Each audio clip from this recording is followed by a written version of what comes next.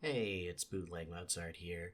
So, Dark Souls. You know how most bosses in Dark Souls are mostly just a guy in a suit of armor, a guy in a suit of armor, a guy in a suit of armor from the previous game, a girl in a suit of armor?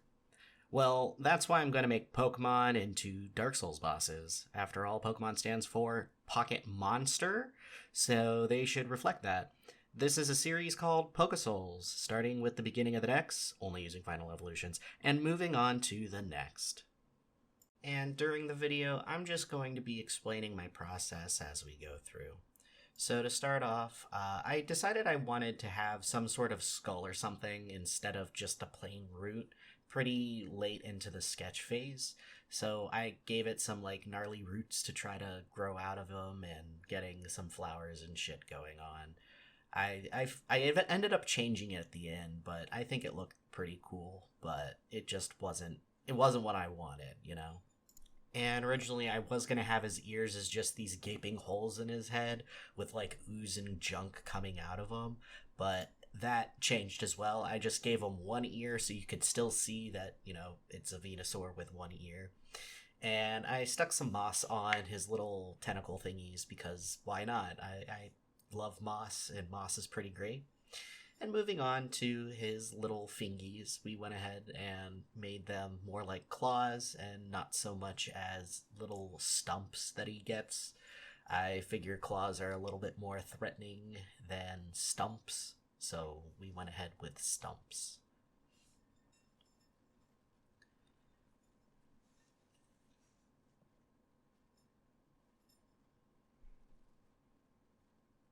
Giving him a nice chunky body there.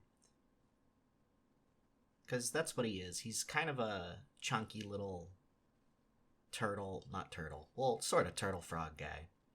Now we're getting into the oozy stuff. I figured I'd put some sort of fungal growth over his eyes coming out of his ears because, gotta make it goopy and creepy for Dark Souls. And right there, I started to try to do some more details on this little sketch I did. And it's just kind of went for the little bit of moss there. We gotta reshape a little bit before we get onto the lining phase. So with lining and base color, it's pretty much the same thing. I outline everything with the color and try to make everything kind of smooth. It's just for this part it's mostly just getting the colors down and seeing where that takes you.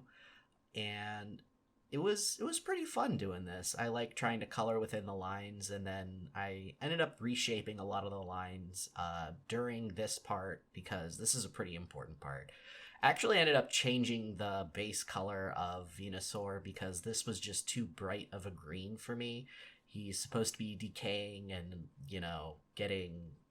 getting overtaken by this fungal infection that's oozing out of his ears and everything, but it's just base color time.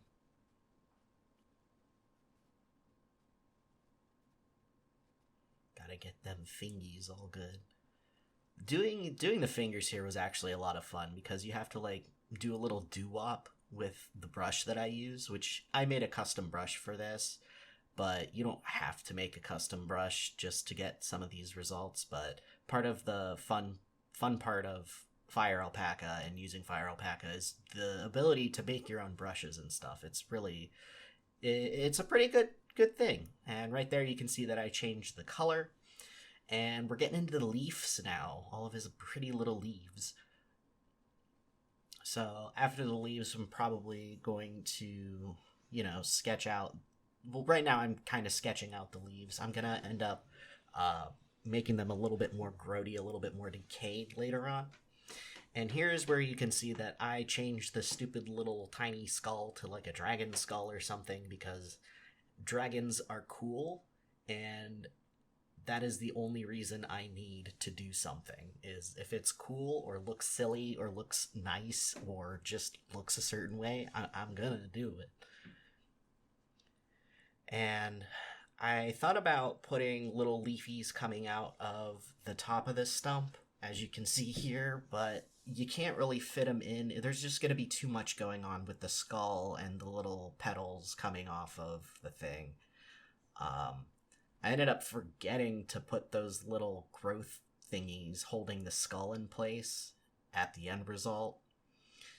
And things were just getting a little too white for my brain hole, and since I was going to be making a that was me. It was going to be making a little skull there using mostly white. It's going to be a lot easier to see if there's a dark background, so that's kind of what I was giving them. And we're building up on the nose a little bit and going to get over to the eyeballs. Well, not really eyeballs, just more like eye holes and the lower jaw. Skulls are a lot of fun for me to draw because they just have a certain look to them, and you gotta get that tasty bone white up in that shit. And I decided to add a second row of teeth in here just because it's a three-dimensional thing, and you're not only going to be able to see just one tooth on the one side, the row of teeth on the one side. So I gave that to do a little bit more depth with them. Touching up around all the little species that I missed with the base color stuff.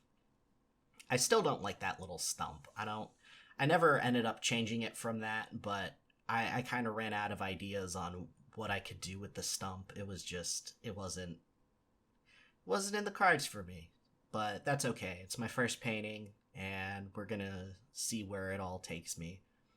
Now we're going to go ahead and switch over to doing the little fungal growths I have, just blocking out the color there so I can have something to come back to, finishing up all those little lines and everything.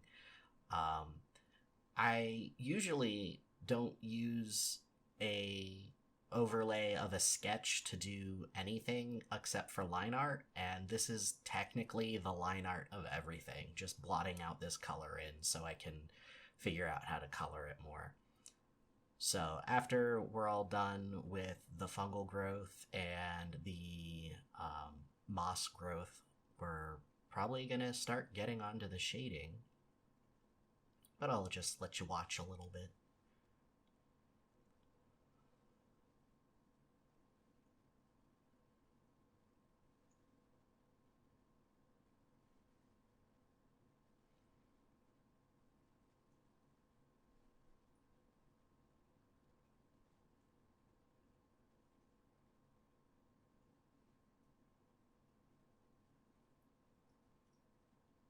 And a few more touch-ups before we get into the fun part, which is all the rendering and all the blending that I do. If you can't tell, this is a pretty long video. This entire process took me about 5 hours, and that's not including editing time. We're just gonna skip ahead with the teeth. You don't need to see me do like a bajillion numbers on the teeth there. Sorry, my cat's eating my mic.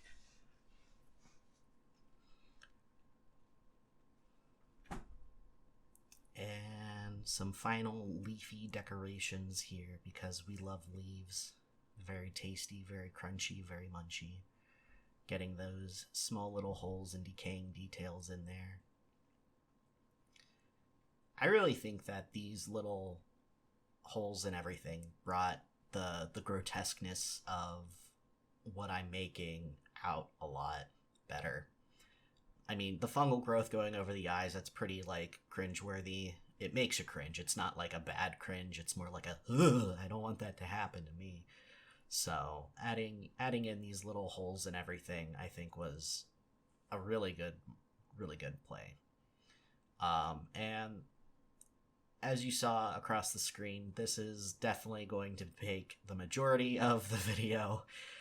Painting is not a very quick way to go about doing things, so I'm kind of using the overlay of the sketch to get a certain feel, and then taking the overlay away to see how everything sets without the lines, because that's what's really important when you're doing painting, is figuring out how you make your shapes look like shapes without lines. And something I really tried to work on with this was not use lines to go and make shapes, because I usually draw things, I don't usually paint things. So this was an entirely new experience for me.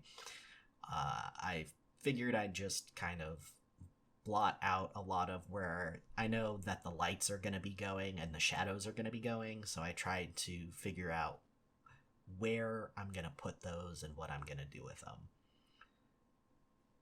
And since this is kind of the rest of the video, I don't really have much else to say, so I'm just going to put on some music for you guys, and you can just watch the rest of this monstrosity get created. Thanks for watching.